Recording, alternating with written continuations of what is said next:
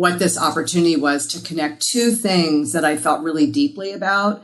One was the fact that so many young people today are growing up in families where cooking does not happen and family dinner does not happen. And so that fundamental life skill, right, the ability to prepare a healthy meal for oneself and one's family, that I essentially learned by osmosis because cooking happened in my family three times a day, was not happening for so many kids. And that really puts them and their future families at risk from a food system that is profit driven and does not really care about their health. Yeah, I mean, so we've always done really healthy food, 100% whole grain, organic, no added sugars, all that.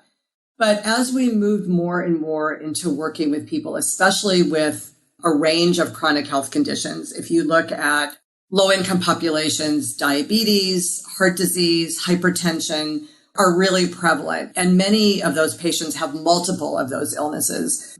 It's a higher level of understanding that for people with health conditions, you have to really take into account the specific nutritional needs of that patient and tailor the meals to meet that.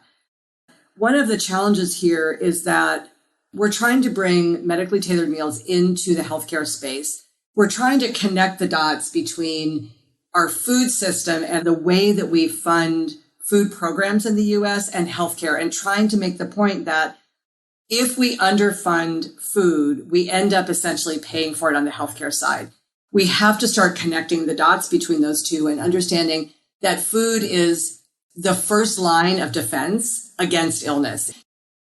We are not going to drive improvement in health outcomes or control healthcare costs without addressing what are called social determinants of health.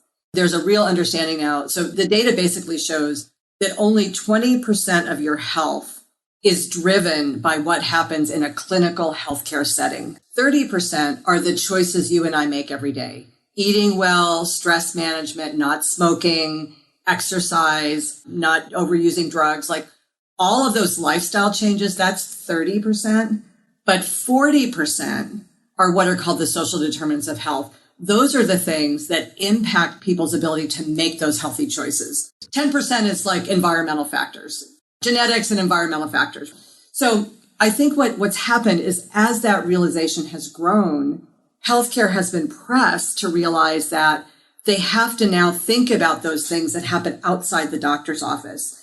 And when you look at that space, when you look at housing, financial literacy, financial empowerment, food becomes the easiest and the cheapest thing to take on.